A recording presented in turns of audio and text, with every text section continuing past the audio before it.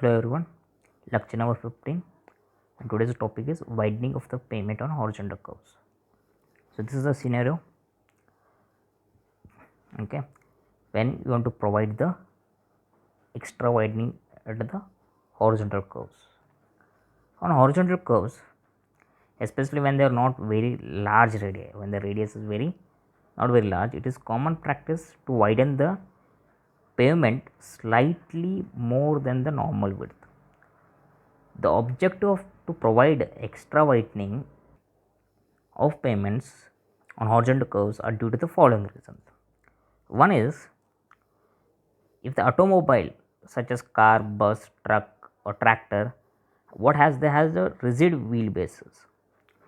Only the front is what can be turned, while when the vehicle takes a turn negotiating the horizontal, the rear wheels what do not follow the same path what traced by the front wheels. This phenomena is called off tracking. Okay, normally at low speeds and up to a design speed, when the lateral slipping of the rear wheels take place, the rear wheels follows the inner path only.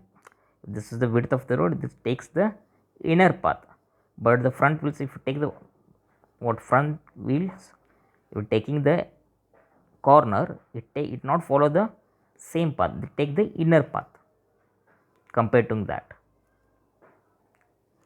This means what? The inner front of the wheels takes the path on the inner edge of the pavement at the horizontal curve, and the inner rear wheel will not be often off the pavement on the inner shoulders.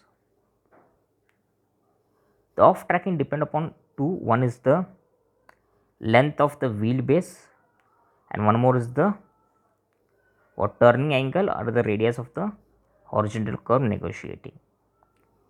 And same thing what happened at the higher speed. If the higher speed, then higher than the design speed, when the superposition lateral friction developed are not fully able to counter that whatever the centrifugal force or thrust due to the centrifugal force, that whatever the path traced by the rear wheels, they are going to be off the outer side of the horizontal curves. And third, the path traced by the wheels of the trailer, in this case the trailer units is also likely to be on either side of the central part of the lane. And in order to take the curved path with a larger radii, have a greater visibility of the curve, the driver have the tendency to not follow the center path of any of the lane, but he uses the outside at the beginning of the curve. Why? The reason is that when the two vehicles cross overtaking horizontal curve, there is a psychological tendency to maintain the greater distance between the clearance between the vehicles than on a straight, for the increasing the safety. Thus, for that reason, what is required? Extra widening of the pavement at the horizontal curves, and the extra widening depends upon the length of the wheelbase, that what we call L, and the radius R, that is radius of the horizontal curve, and the psychological factor of the function.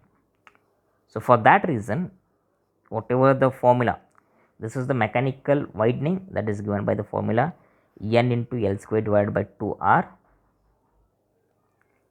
where is the n is the number of lanes, L is the whatever the length of the chassis, R is the radius of the curve.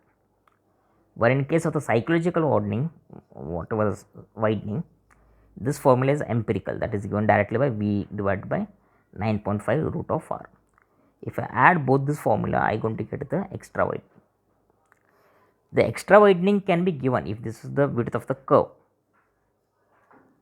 okay, and the extra widening can be given if something I get the something 2 meter. So extra widening can be given both the side of the curve equally, 1 meter increase in here and 1 meter increase in inner path of the curve, or it can be directly given extra widening on the outer side of the curve.